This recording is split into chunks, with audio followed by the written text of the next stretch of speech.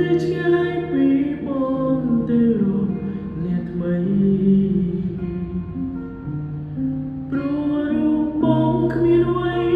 សែសុំមួយអូននៅត្រង់នេះស្នេហ៍ฉันនៅតែស្រឡាញ់អ្នកកិន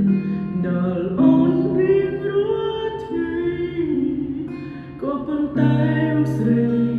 ចាក់ចេញពីបងហើយ